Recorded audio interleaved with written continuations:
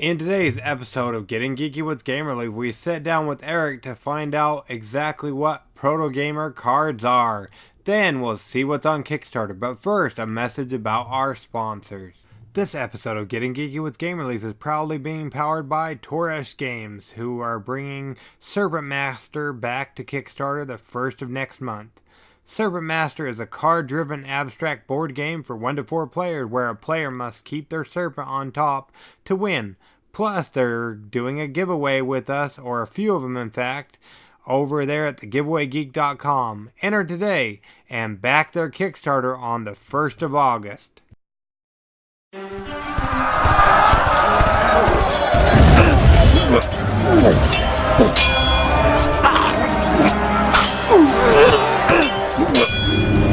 Getting Geeky with Gamer Leaf, the podcast in which one man strives to level up his geekhood and helping you do the same, one battle at a time. Now, let's get geeky with Gamer Leaf.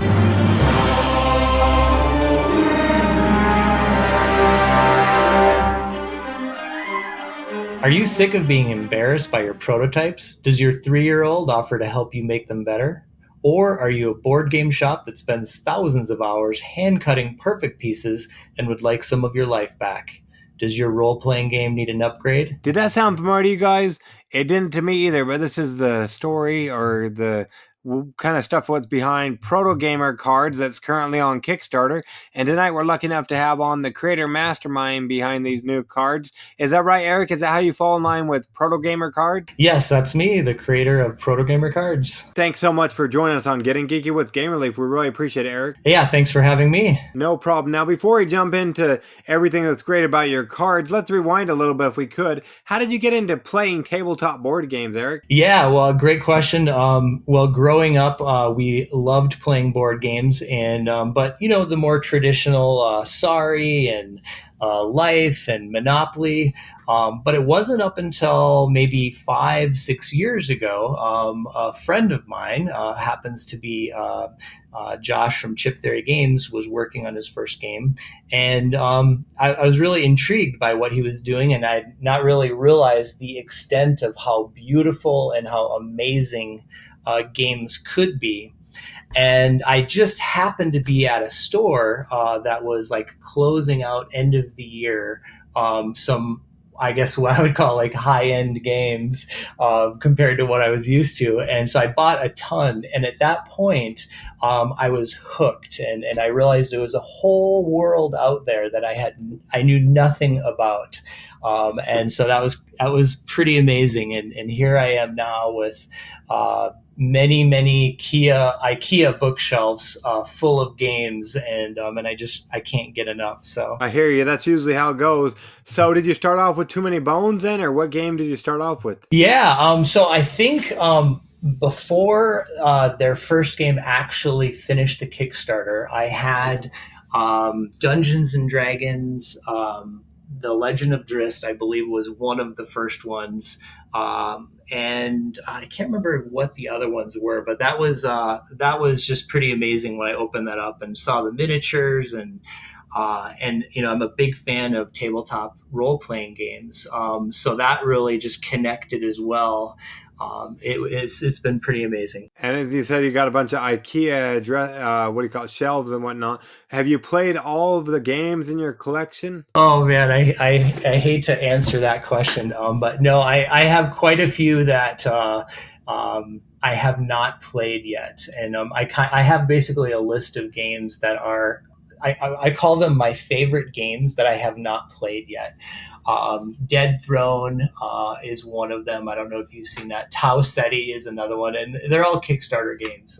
But they're beautiful. But they're those games that require a weekend to read the manual, and so I'll get to them soon. Yeah, Dead Throne just recently made its way to our shelf of opportunity, we like to call it, because we have the same problem you do. Yeah. No, Dead Throne looks amazing. Like they're just how cutting edge the way things are stored there. So I'm really excited to to get some time on that. Well, so what are you playing these days of the ones you are playing? Yeah, so right now we've got a game of Zia that we're about to start this weekend, so I'm really excited about that. Catan is kind of calling, so that will probably be on the table soon.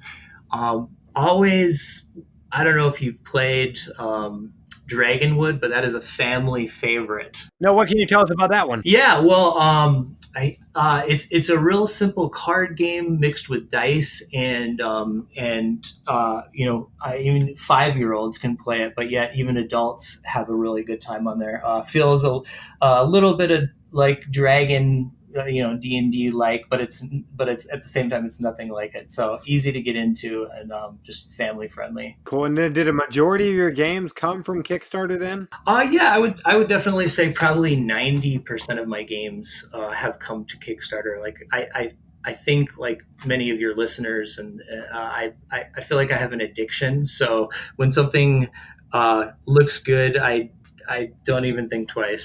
So what are you backing these days then? What's on the list? Yeah, okay. So Seasons of Rice is the last game that I had kickstarted, I think, a few days ago.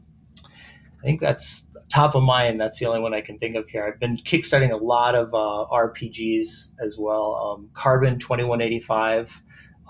Actually got to play test that. That was amazing. So I think they're shipping in the next couple weeks. So looking to get some more time into that. There you go. Speaking of backing a lot of Kickstarter, word on the street is you're running Kickstarter currently, Protogamer Cards. What can you tell us about those, Eric? Yeah, so Protogamer Cards are 8.5 by 11 blank double-sided sheets that you print out. So if you think of like Avery business cards, these are for board games. So they're poker-sized cards. We've got really quality paper, real nice thickness. You can shuffle. It prints great on inkjet and laser printers. So the idea really is that if you're prototyping out a game, you can quickly create cards, maybe even make changes right in the middle of a play test. Have your friends go get a beer while you fix an error on your card, or you change the mechanics in real time. So the core of this is just to help people prototype out their games. Oh, okay. So that's pretty cool. And it's not just cards. It looks like you might be doing circles and hexes and other things as well. Yeah, ideally we want to get to the point where we have, a good half a dozen to a dozen different products, different tokens, different shapes. So really you could do an entire prototype with not just the cards, but the tokens, different sizes, different shapes, all in from one place. Oh, okay. So this won't be like, I think right now it seems like people have to usually go ahead and to get a quality prototype, they have to go ahead and send their STL or whatever kind of files they call them over to like somebody else and they'll print them off. But this way they can do it at home. Is that right? Yeah, right. And they're, keep in mind these are really for prototyping, not for, final product. But if you look at the video, Chip Theory did a review of us, and you can see like that is a great example of how nice and beautiful you can print on the cards and really have a quality product while you're playtesting. Yeah, I didn't watch that video, but I did see yours, and it looked, if I recall correctly, the one on the top of the Kickstarter page, and according to the video at least, it looked like a pretty nice card. It wasn't just like a flimsy poker card or whatnot, or just like, yeah, like an index card or whatnot. Right. Yeah. So they're 270 GSM, 80-pound cardstock, coated paper. So we really took a lot of time finding paper that we thought would just be really solid. So you could start out with just kind of your wireframes, and while you're developing your game, you can increase the quality. We in the poker size cards, we wanted to make sure that we had room to handle bleed. So, for instance, your graphic can hang over the actual size of the card. So when you print it, it bleeds off the side. It looks really nice. Things like that. So Okay, that's pretty cool. Now, at first, when you were describing them, you used a bunch of numbers and letters that means nothing to me, and maybe my audience, some of my audience too, if they haven't kind of prototype. But what can you tell us, like in, I don't know, go way down for me to give away geek and getting geeky with Gamer Leaf level? sorry, yeah. So really, what it boils down to is, does it feel good while you're playing? And that's what we wanted to achieve on this. And so a couple important things for us. Number one is we wanted to make sure that they weren't flimsy. They would pop out. After you printed them nicely, but also that you can shuffle them. And when you're actually playing a game, you feel like you're playing quality cards versus you've seen how people have made cards. I've done it myself, where you are hand cutting these out, and so they feel really good when you get them on the table playing. That's our core goal, and I think we've really achieved that well. Well, that's good to hear. So that's awesome. Now, when you were play testing, was there anything you had to scrap? Because it just doesn't work. I know I talked to board game designers and stuff, never card designers of like this sort. But did you ever have any scrap anything? Oh, as far as actually using them for playtesting a game, or the quality of the product? The play test, I guess, play testing of the quality and whatnot, or what you had to do to get them just right. Yeah, so we've literally tested dozens of different papers, and we've had paper where, as you pop it out, kind of the shell that holds everything together just like basically tears and rips part of the card. We've had cards that are so thick that they don't go through the majority of like inkjet printers.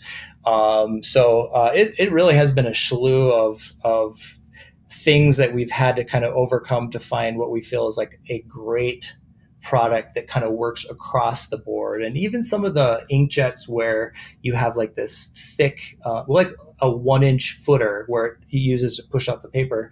The problem with those is then, if you're, depending on where your cards are laid out too, you may have part of your image might not print on your card. And so things like that, we really had to we wanted to find something, not just the card stock, but the layout of the 6 cards would work in the most amount of inkjet and laser printers, and we don't want you to have to think about like which direction does the paper have to go in? How do I flip it over here? We just want you to pop it in the printer and know that it's going to work. Okay, so that's pretty cool. Now, when somebody goes ahead and they back Protogamer Cards on Kickstarter, what are they going to get? Are they going to be able to pick and choose if they want cards or circles, or how's that look? Yes, great question there. So right now, the kind of the base backing is the Protogamer cards. We just opened up the 1.5-inch circles. We're really close. Probably by the time you finish this, we'll have the 1-inch squares opened up. And so after the Kickstarter, our backers will be able to add any combination of more cards, or the tokens, the circles, the squares. So a lot of options there. Oh, okay. And something interesting I usually don't see on Kickstarters. I'm hearing that if I go ahead, I don't know if it's just for the early bird or what it is, but the product will ship within a few days after funding is processed and stuff. Yes, yes. So we are ready actually to ship out to the early bird backers. So once, just like you said, once the funding is solid, we'll be mailing those out. So that's going to be really exciting. So we wanted to make sure our early birds got these as quick as possible. Okay, and when about if somebody doesn't jump in on the early bird level, as I think there's only, let's see, there's not too many left. What at the time of recording, there's only about 8 left. So somebody doesn't get that level. When are they going to have to wait for their Proto Gamer cards? Yeah, so we expect we should be good. We should be mailing out within 30 days after we get funded. So Once we're funded, the company that is going to basically manufacture this is they're queued up and ready to go. So that was the other thing, is we wanted to make sure we had all of our ducks in order.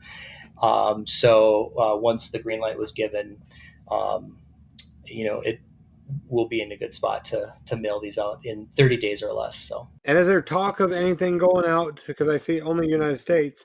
Is there any talk of other countries as well later on down the road? Yeah, well, we've had a couple in a few other countries message us, and so we just basically we can help them. We just have to price the shipping out for that, and the tax and duty, which is, as you know, really pretty expensive. But so after this Kickstarter, following Kickstarters, we hope to have more better support for international shipping. Okay, there you go. Awesome.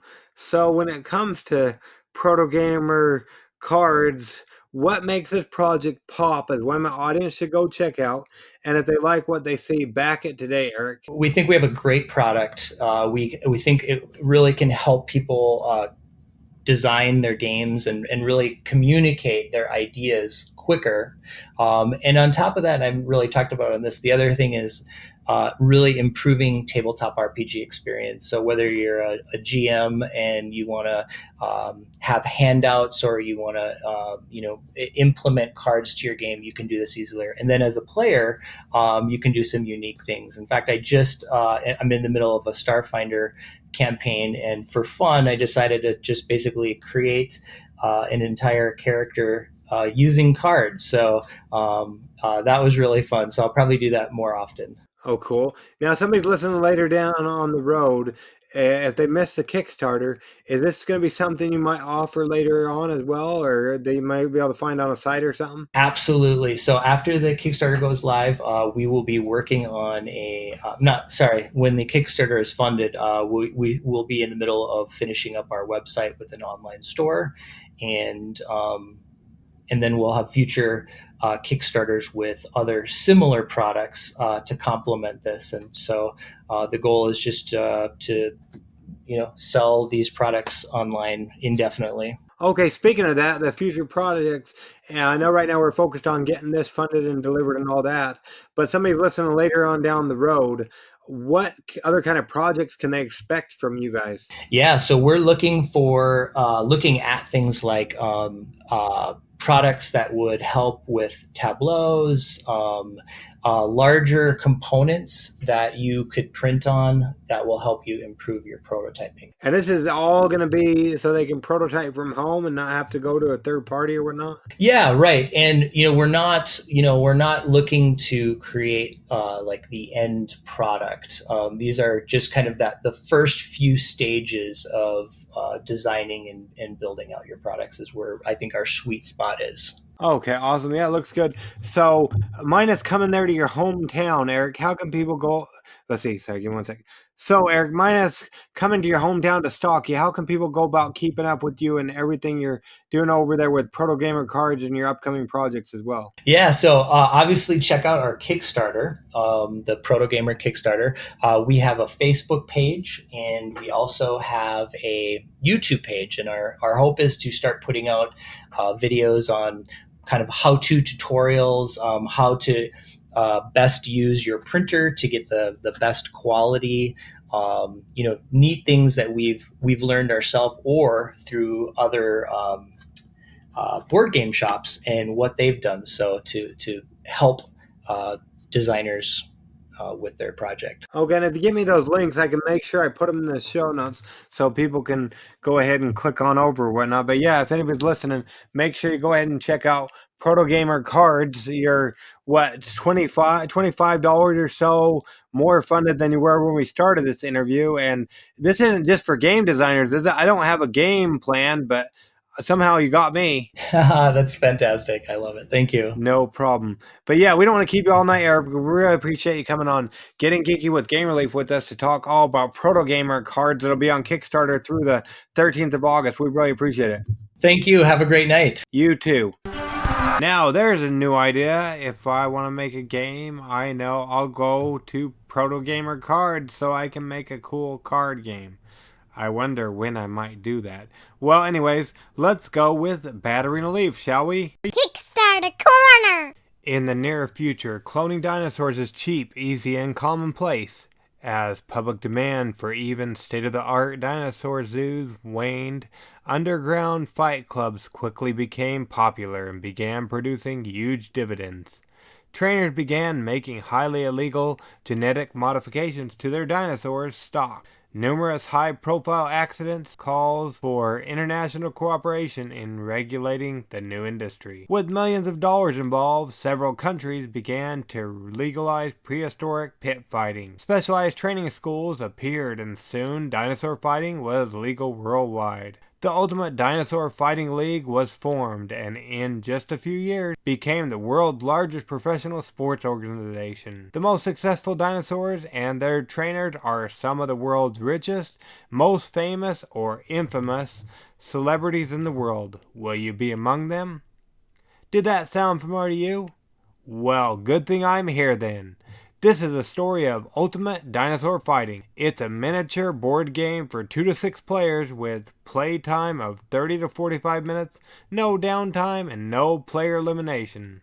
If you dare try Ultimate Dinosaur Fighting, you'll step into a world where you control these ancient beasts, where every stamp of the foot, twitch of the tail, or flap of the wings could be their last.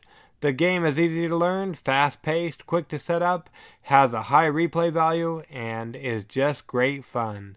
You can play one-off scrimmage battles, a series of battles in a tournament setting, or use their campaign rules to run a stable of dinosaurs through an entire league season. You can add in mutations, tech upgrades, and training to ready your prized prehistoric gladiator to take on any beast in the pit. Sound fun? I thought so. So make sure you back their Kickstarter campaign for Ultimate Dinosaur Fighting before Thursday the 15th of August. Tell them GamerLeaf sent you. You've got dice. You've got plenty of solid colored dice. I knew that. But what you don't have enough of is multicolored dice. How could you? That's what I thought. Well, fret no longer, as Bryce's Dice are now on Kickstarter with Anthology of Dice The Beginning, which is a line of polyhedral dice sets with tricolor and dual color effects for Bryce's Dice. Y'all made tie-dyed shirts as kids? Well, now Bryce's Dice are going to make you the equivalent to bring to game night. If you like the sound of that, make sure you head on over to check out their campaign via the link in our show notes.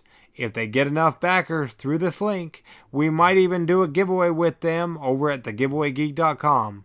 Once you've backed it, make sure you comment on their Kickstarter page, letting them know that GamerLeaf sent you. Ignite is a simple, mechanically themed card game with board game elements. The goal is to destroy your opponent's forge before they destroy yours. Each player is given a game board and a 30-card deck full of minions called a forge. The game plays similarly to other games in the genre. Cards have attack, health, and cost values, but the rules are less complicated and more fun, making it easier to start and harder to stop. The main mechanic of the game is Ignite, of course. In this game, your bots will ignite, hopefully, many times. How will they ignite? With these 2 dice. When your bot ignites, simply roll the Ignite dice to determine which target you hit and for how much. The damage corresponds to the card's Ignite values. This makes the game fun and chaotic, but fear not. To win, you must power up your bot's Ignite abilities with your other cards, the Forgelings. Forgelings are mischievous, trigger-happy, goblin-like creatures that live in your forge, and they work well with your bots. Forgelings upgrade your bots, help them ignite multiple times in random explosions, or provide powerful, game-changing effects. The Ignite decks are expertly designed to make every game uniquely exciting and crazy, and to make combining cards simple and fun. To add more players, just sit in a circle and your Ignite effects hit both neighbouring players. So, what are you waiting for? Want to ignite your bots already? Help bring Ignite to life and we'll provide you with a portal to the world of bots and forgelings. Not to be played within 10 feet of combustible materials. A game of crazy combos and epic explosions. Kickstarter coming June 2019. If you liked any of the games we talked about in today's episode, make sure you check out their Kickstarter campaigns to show them and us a little love. Backing them goes a long way. Plus, make sure to stay up to date on all the giveaways we're doing over at thegiveawaygeek.com. There will be at least 2 to 3 new giveaways going live over there next week. It's our least favorite time as well as yours, so until next episode, make sure you go ahead and get geeky, stay geeky, and bring others in the geekfold by sharing our episodes with others, as well as keeping up with the giveaways we're doing over at thegiveawaygeek.com. Gamer Leaf out.